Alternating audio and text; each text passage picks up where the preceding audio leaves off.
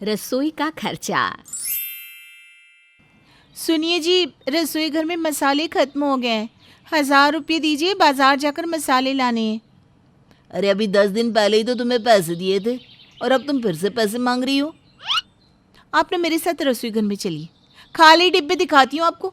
अब मसाले खत्म हो गए हैं तो हो गए, खरीद कर लाने तो पड़ेंगे ना। अच्छा ठीक है, अब इतनी सी बात पर इतनी ज्यादा बहस तो मत करो। ये लो पैसे। दूसरी तरफ सोहन की पत्नी विशाखा भी उससे पैसे मांगने लगती है। 2000 रुपये दीजिए, दूध वाले का पैसा देना है। अरे तुम ना हमेशा कोई ना कोई बहाना बनाकर पैसे मांगती रहती हो। कम पैसों में घर चलाया करो ना। मेरे पास कोई पैसों का पेड़ नहीं है जो तुमने कहा और मैंने पैसे तोड़कर तुम्हें दे दिया। इस वक्त मेरे पास पैसा नहीं है, बाद में देखेंगे। नहीं नहीं नहीं नहीं नहीं, दूध वाला नहीं मानेगा।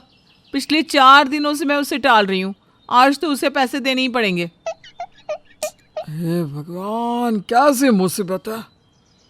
उसके बाद सोहन विशाखा को पैसे देकर वहां से चला जाता है। फिर एक दिन, आज तो गर्मा गर्म पूरी सब्जी खाने का मन है। शालिनी, जाओ ना पूरी सब्जी बनाओ ना। घर में तेल खत्म हो गया है, तेल खरीदने के लिए पैसे दो, तभी पूरी सब्जी बन पाएगी।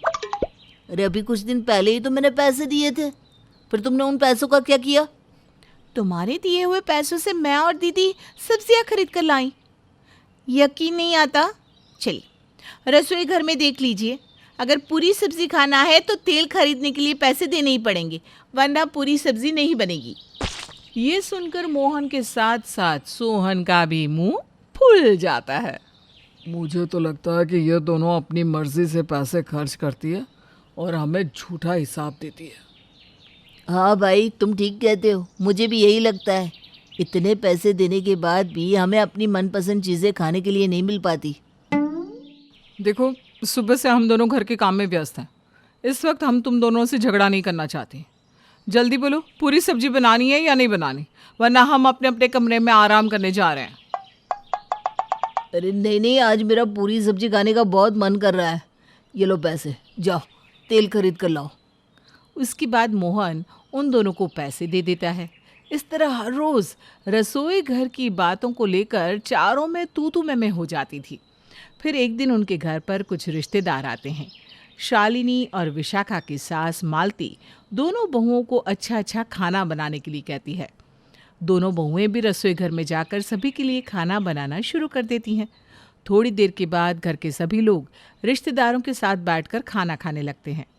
दूसरी तरफ दोनों बहुएं गर्मा गर्म खाना सभी को परोस रही थी, लेकिन तभी अचानक खाना कम पड़ जाता है।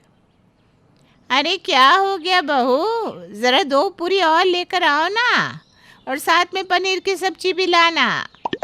हाँ हाँ, मालती की दोनों बहुएं बहुत स्वाद खाना बनाती है।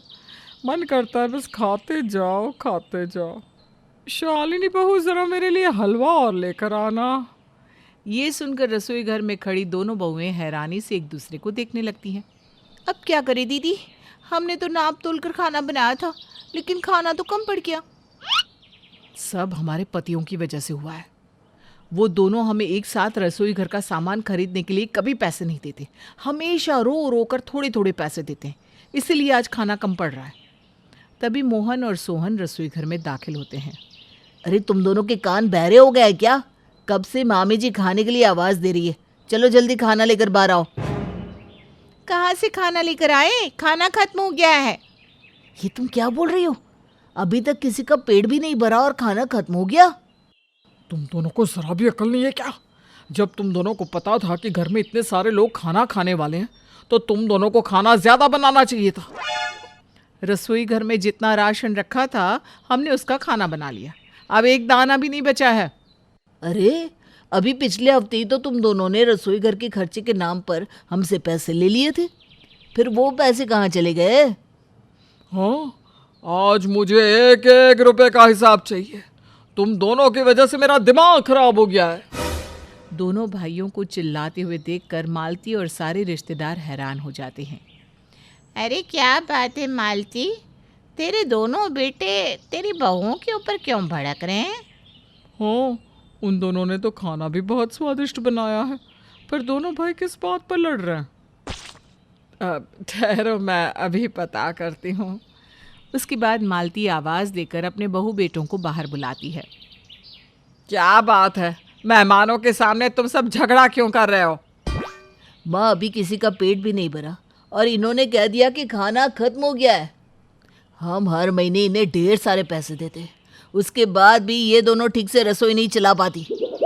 पिछले कई सालों से हम दोनों तुम्हें फिक्स पैसे देते हैं। पहले तो सब कुछ ठीक चल रहा था, लेकिन अब अचानक क्या हो गया? मम्मी जी, कसम से हमने आज तक इनके दिए हुए पैसों से अपने लिए 1 रुपए की चीज़ नहीं खरीदी। हम सारे पैसे रसोई घर के खर्चों में लगा देते हैं। अब चीज़ें इतनी महंगी हो गई है तो हम क्या करें? बहू बिल्कुल ठीक बोल रही है। अरे बेवकूफ़ो, मुझे एक बात बताओ, पिछले कई साल से तुम दोनों बहुओं को सिर्फ 6,000 रुपये रसोई चलाने के लिए देते हो, लेकिन इतने सालों में तुम दोनों की तनख्वाह भी तो दुगनी हो गई और साथ ही बाजार में हर चीज़ का दाम बढ़ गया। तुम्हें पता है टमाटर कितने महंगे हो गए हैं? हाँ, मालती तो बिल्कुल ठीक बोल रही है। आजकल हर खाने पीने की चीज़ के दाम आसमान छू रहे हैं। पिछले साल ना मेरे घर पर भी इसी बात को लेकर बहू बेटे के बीच में खूब तमाशा हुआ था। मेरा बेटा भी इन दोनों की तरह यही मानकर चल रहा था कि बाज़ार में सब चीज़ मुफ्त में मिल जाती है, लेकिन फिर एक दिन मैं उसे अपने साथ बाज़ार लेकर गई। खरीदारी करने के बाद उसकी अकल ठिकाने आ गई। उस दिन के बाद से उसने दोबारा कभी रसोई का हिसाब नहीं लिया। इन्हें भी थैला पकड़ा कर बाज़ार भेज दे, तभी इन्हें सच्चाई पता चल जाएगी। जिस तरह महंगाई बढ़ रही है ना, उसी तरह तुम्हारी तनख्वाह भी तो बढ़ी है। इसलिए अब तुम दोनों को बिना कोई झिकझिक किए रसोई के खर्चे के लिए ज़्यादा पैसे देने चाहिए। हाँ माँ, तुम बिल्कुल ठीक बोल रही हो। इस बात पर तो मैंने ध्यान ही नहीं दिया। ठीक है माँ, आज के बाद हम इन दोनों को ज़्यादा पैसे दिया करेंगे। अरे भाई, लेकिन खाने का क्या होगा?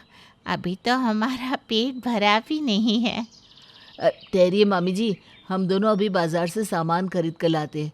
इसके बाद ये दोनों फिर से आप लोगों के लिए खाना बना देगी। और दोनों भाई थैला लेकर सामान खरीदने चले जाते हैं।